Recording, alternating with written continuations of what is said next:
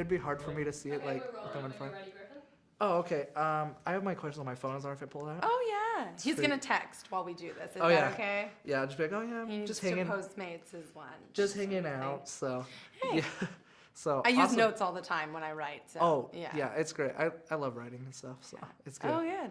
So were you familiar with the source material before you got into this, or like, did you know anything about the movie before you got into it? No, I had seen the two-part anime on YouTube a long time ago, but I didn't know about the manga or how expansive they were. All the spin-offs and everything. Yes, The Last Order and Mars Chronicle. Yeah, I didn't know any of that. So did you read all of the spin-offs and everything too? I absolutely did. Yeah. I read Gundam. I mean, I can't even tell you how many times I read Gundam all the way through. Yeah.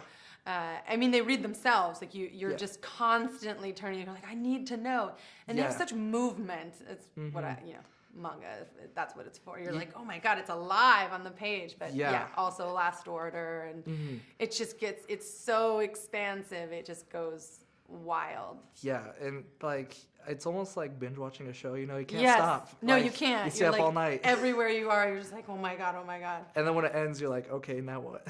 Yeah, you kind of feel a void. Well, when it ended, I got to shoot the movie, so it was, I didn't feel that void. Yeah, that's true.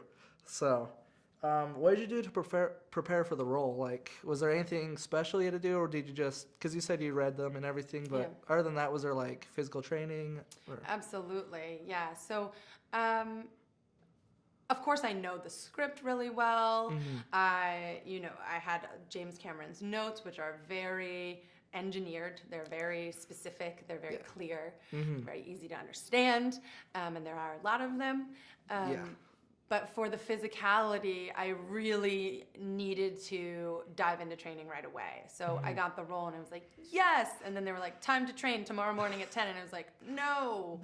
I like the idea of training. But not doing it. Yeah, well, because at the time I was writing a short film that I shot and I submitted to Sundance, and I was writing a lot. So I was like eating croissants for every meal and every in-between meal. So anything that was like easy to like pick up and put in my mouth, that's what I was eating. So I was not in a place where I'm like, I'm gonna jump into kickboxing. But I did. And I got my endurance.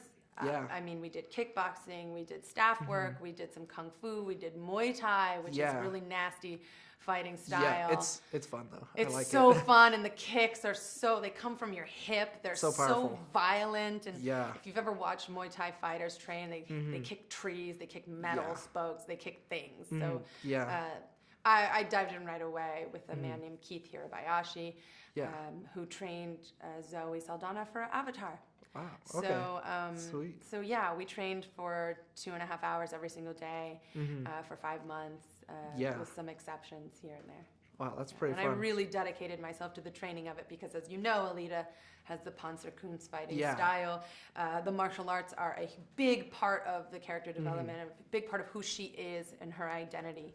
Yeah, because she's the warrior, she gets into it. She's the battle angel. And like, it's kind of cool seeing like when she starts to finally understand it and everything, and she's like, this is who I am, like, and she accepts it, and she finds herself and she's confident about it.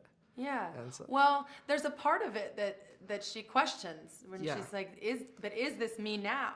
Yeah. So therein lies the conflict. Yeah. Who do I need to? Is this me? Is my base level, my like default self, myself that I choose to be? And she's a trained warrior, killing machine. So it's a hard 180. Like, how do I reckon with the things that I've done? How do I reckon with the monster that I am? Does the me now get to decide who I am? Can I change who I am? I mean, there are all, it's a 12-sided die of questions. Yeah. And that's what we all go through all the time. That how to let go of the past and the things that are holding us back, and like. But is my past the key to unlocking, my to move forward, truest self, to move forward, to change the circumstances, or is it a curse? Yeah. Is it both? Yeah, for sure. What could you tell us about your character? Like, what were some of your favorite aspects of her? Well, when we first meet Alita, she's just waking up. She's very curious, like a cat when she comes down the stairs. She doesn't know who she is. She doesn't know the world that she's been plopped into. She doesn't know how things work. And she doesn't know who woke her up. She just knows what's in front of her now. And she's given this gift of learning everything and experiencing everything for the first time. And that's really exciting to go back in your mind and say, oh, this is what an orange tastes like. Yeah. To really experience it and taste it. I mean, I hadn't done that myself since I was a child. I didn't take the time to investigate these things anymore because I'm like, oh, it's not orange. I know what it tastes like. So that was really exciting to try things for the first time as an adult woman. Chocolate and oranges and, you know, getting excited about everything. And her eyes are so big and you just want to fall into them while she's like, what is this place? And love for the first time. When she sees Hugo, it's almost like her eyes get even bigger. She's like, who is this? You know, that's one thing I really like. And she just kind of goes at it, you know, heart first, very vulnerable. Also, what I like about Alita is that when she experiences things, they inform her, they change her, they affect her. She's not a character who's like, well, I'm still wide-eyed and I'm just, that's, you know, it affects her and she changes. Yeah. She makes a dramatic change with everything that she experiences, and with all of the flashes that she has of her past, they start to trouble her and change her and affect her. And I like that she's, you know, able to be affected. She's a character that changes based on the things that, I can't believe I'm even saying this, but she's not just a wide-eyed doe. There's a moment of that, and then it's like, oh, this is the world I'm excited about. This is the person I'm in love with. These realizations have real gravity, and they harden her. So I like that she's affectable. You know, she's able to be changed and hardened, and I'm excited to see what she does with that. Yeah, and how she adapts. How she adapts. Does she fall back on who she used to be? And just say, well, screw it.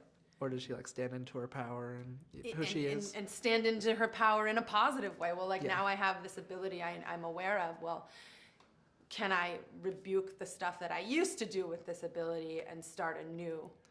Yeah. I think a lot of us feel that way, and that's how we can relate to her, you know? Right. And that's one of the things I love about her. You said earlier about the eyes, though, dropping her eyes. What do you think of the eyes? Like, I love the eyes. You know, since the very beginning, Robert showed me concept art. Even before I had the role, he showed me concept art with my face. And I was like, this is pretty mean if I don't get this role. You can't be showing this concept art. But I clearly had the role at that point, I think. Yeah. But he showed me the concept art, and it was the big eyes. It was an exact copy of the manga. You know, that's their vision. And when you work with the titans of filmmaking, the John Landaus, the Robert Rodriguez's, the Jim Camerons, the beauty of working with these people is that they have a vision, a strong vision that they adhere to for the entirety of the filming process and afterwards. So there's no like loosey-goosey, oh, we might do this thing or that thing. No. This has been since day one, and I love it because it is Alita. I mean, when you look at the manga, those eyes are a huge part of her. When they're, you know, in the beginning, you say, oh, she's so vulnerable. They're big and doe-eyed and cute. But when she's angry, you see it. You feel it. When, you know, there is a 3-panel drawing in the manga. Yeah. Where Alita, one is like her eyes are open and they're squinting, one she goes like this, and one when they're closed.